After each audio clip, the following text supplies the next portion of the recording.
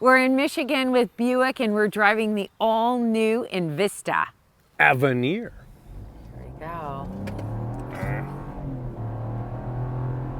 That does not sound like a 3-cylinder engine. No, and a pretty good 6-speed automatic too. Yeah, that's pretty amazing. Yeah. So that's what's under the hood of this thing. Andrea, recap it for us, would you? A 1.2-liter turbocharged 3-cylinder with a 6-speed automatic transmission, 136 horsepower, and 162 pound-feet of torque. This is a front-wheel drive only vehicle. So keep watching. I know some of you are like, what? Front-wheel drive only? Yeah, keep watching because there is a bit of a compelling story here. Yeah. All right, what we're going to do right now is run through. This is a Buick. They market it as a premium brand. So what do you get with it? What are the key standard features? The base trim comes with an 11-inch touchscreen, wireless Apple CarPlay and Android Auto, an 8-inch diagonal driver display, heated flat bottom steering wheel, cloth with leatherette seating, heated front seats, 8-way power driver seat, a manual passenger seat, and automatic climate control. In the US, heated front seats, a heated steering wheel, and a power driver seat are not standard but are available. Okay, we're in Michigan. Is it the same, Andrea? What do we do when we're in Michigan? You got to put it in S for subscribe. And if you can hit that notification bell, you'll be notified when all of our reviews drop, and then you can watch them. And we do this, the couple car review, twice a week. The first one drops on Wednesday. We put another one out on Saturday. So make sure you like and subscribe, but also follow along on Instagram. It's Motormouth_Andrea to see what's going on behind the scenes. For me, it's Motormouth_Auto, and the links are below the like button. This video is brought to you by Car Cost Canada. Get the dealer's cost, list of rebates, plus discounted interest rates. Use the promo code Motormouth to become an expert member and get extra searches. The link is in the description below. You know what, Andrea? I have a soft spot in my heart for Buick. My very first car I owned was a Buick. Nice. The car I learned to drive on was a Buick. My mom had a Buick. We also had a Buick station wagon. So I get Buick. I like the brand myself. Yeah, I've never owned a Buick in my life. I'm really happy that we're reviewing a Buick. I thought you were saying you're happy you've never had a Buick. No, I'm happy we're reviewing a Buick because we haven't had a lot of seat time in Buicks over, I would say, the past 3 years. What I find about this one is that it's very modern and fresh looking, which is not something you usually see from Buick. And Buick says that they really want this new Envista to attract younger buyers or even maybe migrating sedan owners. Yeah, and I think that they've been successful attracting female buyers. Yeah. Like over 50% of the buyers are women, and I can see that this is a really sleek looking, this is a classic crossover. Is it a utility? Is it a car? It kind of is halfway in between. So the biggest concern is the power. Of course, that horsepower number is low. Kick it. It's like, the torque. It's just surprising how quickly this goes when you accelerate. I mean, I'm really shocked. I thought it would be sluggish. Now, Pokey. Yeah, pokey. But remember, it still is a subcompact vehicle, and it's a 3-cylinder engine. So you're only going to get so much out of it. You know what's interesting, Andrea? We went to the New York Auto Show and we did all these walk-around videos of the new vehicles that had just come out. Yeah. And the one that got the most views was the Chevrolet Trax. Yeah. So there's some interest in this category, and I think the real tempting thing for this and the Trax is the price point. And so basically what you get is the same platform. This is based on the Trax platform, and then they add in all the Buick quiet tuning to make it a Buick. Yeah. Do you think they're successful? Yeah, I do think that they've been successful with it. Surprisingly, this does remain quiet. And we're on a pretty bumpy road right now. Yeah, I mean, when you're in the city using this as your daily driver, you're going to find the power to be sufficient, as well as the quietness in the cabin to remain in this Envista. A Watt-Link suspension system is standard on the Avenir trim that we're driving and available on the Sport Touring model. Okay, so what the hell is that? I asked the engineer, the chassis designer, and she explained to me that what it is a bar that connects the two rear wheels, and when you have a force on one side, it has an equal and opposite force on the other side to keep the rear wheels stable in the corners. It's just a simple mechanical linkage system, but it works quite well. So Andrea, what's happened in the car industry? Cars have gotten expensive. Yeah. And Buick, along with Chevrolet, really feel that with this front wheel drive only model, they have an opportunity to capture some market share. People are moving out of cars and sedans, which are typically front wheel drive, can now have a crossover vehicle at a price they think is really quite attractive. Yeah, Buick wants you to reimagine what an entry-level crossover can look like. I mean, they've really kind of made it a little bit more upscale, given it extra standard features than what you would typically see, especially when we get into the interior with this 18-inch glass screen that's broken up into a digital driver display as well as a touch screen. And on that point, reimagining what an entry, and this is an entry-level product from Buick, what you get is a sophisticated, classy-looking crossover vehicle that doesn't break the bank, and it has sleek lines. They say it's inspired by their Wildcat concept car that they showed about a year ago, and it was designed at the exact same time. I think that's a bit of a stretch, but the thing is, it is handsome. Yeah, and it's got the new Tri-Shield badge on this Envista, and it comes standard with LED headlamps, 17-inch wheels, available 18-inch and 19-inch wheels, which we've got on the Avenir model. And if you're looking for a sportier look, go with a sport touring model. It has exterior black accents, a high gloss black grille, and 18-inch black wheels. But I also have some shots here I'm showing you right now. This is actually the base model one I'm showing you. And then when I switch to the model we're showing you now, which is the top trim, there's not a big difference. There's some features that change in it, but that same single panel with the instrument cluster and the radio is all standard equipment. Interestingly enough, I find that there's more piano black at the center console in the top trim versus the lower trims. What I do like about this top trim is Buick has added some extra features like the piping on the seats, and then you'll also notice some trim pieces on the door that have kind of a nice design. They could have gone with piano black there, and they didn't. You could nitpick at this car and say, oh, there's some harder plastics, but listen, the price of this thing in Canada anyway starts right under 30 and goes just over 30 for the top model. So there's some real screaming value with this product. So I think the interior does kind of shoot above what you kind of expect at this price point. Yeah, I mean, there are other brands. As we see, the Koreans are really killing it with their interior design. So Buick's going to have to compete with the Seltos as well as the brand new Kona.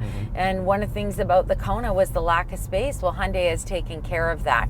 So this is a very competitive category, and no all-wheel drive option. I mean, some people in Canada may hesitate to buy this. But they do have the Encore GX, which we're here to drive as well. Here's some images of that. So that is more expensive. It does have the all-wheel drive, but this is actually bigger. The wheelbase is longer. The car is longer overall. However, the roof line is a little bit lower to give you that classic sort of crossover look. So you can have one or the other. If you want the all-wheel drive, Buick will sell you one. It'll just be that model. Interestingly enough, this offers more front and second row legroom than the Encore GX, but it's the Encore GX that has more overall cargo capacity and space behind that second row, which a lot of families need for strollers and extra kid stuff. Yeah, because of the slope of the roof, right? It's got that sexy fly line down the back, which is why it's missing some of that space. Okay, so Andrea, tell us a little bit about the packages. In Canada, one up from the base model adds remote start, ST badging,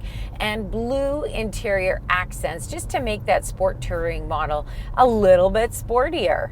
The top trim Avenir model has got some nice features like a moonroof, wireless charger, a power tailgate, the Avenir badging on the seats, leather appointed front seats, and available rear park assist. US models don't get as many features on each trim, but available features on the base and sport touring model include wireless charger, power liftgate, heated steering wheel, power driver's seat, and heated front seats.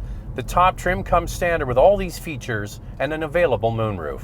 In Canada, the Envista comes with some great driver assist technology like blind spot monitoring and rear cross traffic alert, forward collision warning, lane keep assist, and automatic emergency braking.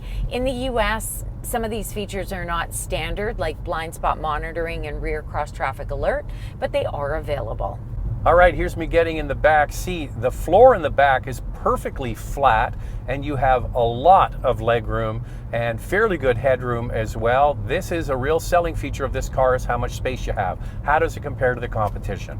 Comparing the Envista to other subcompact crossovers like the Volkswagen Taos and Honda HR-V, the Envista offers 41.9 inches of front row legroom, which is almost 2 inches more than the Taos, but equal to the HR-V. Second row legroom at 38.7 inches is big for the subcompact class, beating out both the Taos and the HR-V by up to about an inch. And then you lift on this model, the power liftgate, you get a usable cargo space. The nice thing, under the floor is a real temporary spare tire. Space behind the second row at 20.7 cubic feet, and overall cargo capacity at 42 cubic feet is small and less than both the VW and Honda.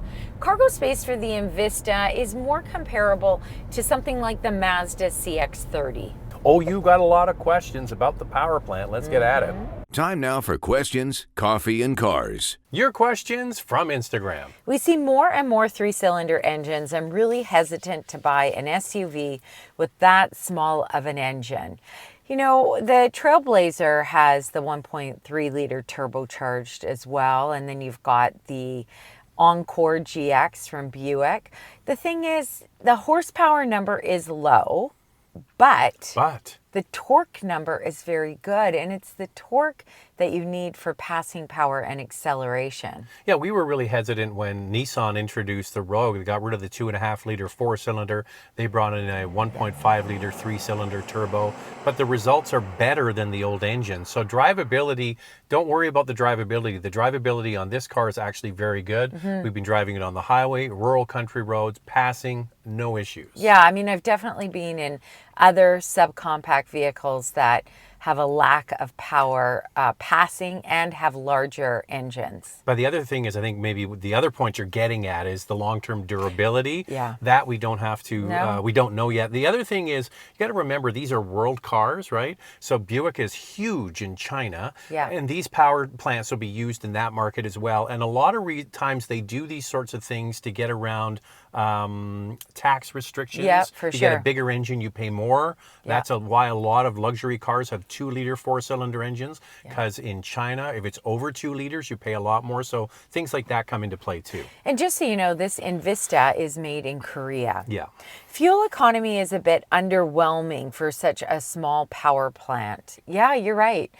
We're a little bit surprised about that. I thought it would get better fuel economy numbers as well. It's not. Which is why you have to stick around for our vital stats, where we go through the fuel economy, the official numbers. Yeah. The one thing you got to remember, when we go through those official numbers, that's the optimum. So when you utilize the turbo and you put your foot into it, it's going to get worse fuel economy, Yeah. not better. So just keep that in mind. Yeah, that's the only thing about turbocharged engines that I find, especially if you're accelerating quickly. You need that passing power. They really like gas. I began looking at new SUVs since December. The infotainment looks similar to the Kia Sportage. I'm on a never-ending wait list for an SXP hybrid. How does this compare? Well, it's interesting. You're starting to see this kind of dual screen under one panel of glass thing migrating through the auto industry. And it's quite striking looking, especially at this price point, which we've been talking about already. But you're right. I mean, a lot of vehicles you have to wait for. You might be able to get a Buick. Yeah, you might be able to get a Buick. This is a subcompact crossover, and the Sportage is in the compact class. It's much bigger than this. It offers more cargo capacity, more space in the second row, although this is a very good size. And a flat floor in the back, too. Yeah, Perfectly flat. It's also missing features that the Sportage has, like driver's seat memory, ventilated front seats, heated rear seats, a power passenger seat. So But the price you will is- do with less, but It's a lot less. it's a lot less money. So you always have to consider all of that. And like Zach said, maybe you can get one. And now it's time for our hot topic. What's this one, Andrea? This is an intriguing new vehicle, but what is it intended to compete against? And is the engine enough at this price? The problem is, how do you really come up with competitors to this? Because in the subcompact space, they all offer all-wheel drive for the most part, especially at this price point. And then a lot of them are just a little bit smaller. So this is kind of a unique offering. I think we talked about it already. The Korean cars, the Seltos and the Kona probably are the closest, right? Yeah, and then you've got the Toyota Corolla Cross, which you can get a hybrid if that's what you're looking for. Tough to get, we all know. So I hope that Buick kind of cracks the code with this for the brand, and they do attract younger buyers, which is what they're looking for. But it's just so tough in this market. It is not a luxury brand. It's not competing with the likes of the X1 or the Audi Q3, which costs more. It's mostly with these non-luxury vehicles. And then you've got the Mazda CX-30, which is a terrific handling crossover, but may not work for all families because it's smaller. Yeah. Like this. Okay, the selling features of this: the engine is surprisingly good. Yeah. The interior is nicely done. It's roomy. The big drawback is the fact that there's no all-wheel drive offered, and some people won't even consider it because of that. But as I said, they will sell you another product, but that's for you to decide. And you will find that this vehicle is quieter than some of the others. So Buick has really achieved what it was looking for in this entry-level vehicle, to have it be a little bit more refined. Okay, so we touched on it a little while ago. The fuel economy, considering this is only a 3-cylinder engine, so let's get into the vital stats. Let's start with pricing. The base model starts at just under $29,000 in Canada and just under $23,500 in the US. The top Avenir trim is just under $34,000 Canadian and just over $29,500 in the US. Here's the fuel economy for this 3-cylinder turbo: 8.4 liters per 100 kilometers in the city, 7.3 on the highway. That's 28 miles per gallon city, 32 miles per gallon highway. This Buick is not rated for towing. If you want to tow, you need to get the Encore GX. The warranty is 4 years, 80,000 kilometers or 50,000 miles. Well, we've kind of touched on a few of its competitors. Let's jump into it with their prices. For your consideration, 4 vehicles for you to consider. Up first is the Honda HR-V with a 2-liter 4-cylinder, 158 horsepower, and a starting price just under $29,000. The Toyota Corolla Cross with a 2-liter 4-cylinder, 169 horsepower, and a starting price just over $26,000. The Volkswagen Taos with a 1.5-liter turbocharged 4-cylinder, 158 horsepower, and a starting price just under $27,000. The cousin to this is the Chevrolet Trax with the same 1.2-liter turbo 3-cylinder, 136 horsepower, and a starting price at $24,500. So there are 4 subcompact vehicles for you to consider. Lightning round. 2 things we like, 2 things we like to see improved. I think Buick nailed it with the exterior design. I'm shocked by how much I like the engine. I'm just disappointed that there's no manual height adjustment on the passenger side. You do sit a bit high. I think some people won't even consider this because it's not all-wheel drive. Yeah. Modern and fresh and priced really well. This one surprised me in a good way. This video is brought to you by Car Cost Canada. Get the dealer's cost, list of rebates, plus discounted interest rates. Use the promo code Motormouth to become an expert member and get extra searches. The link is in the description below.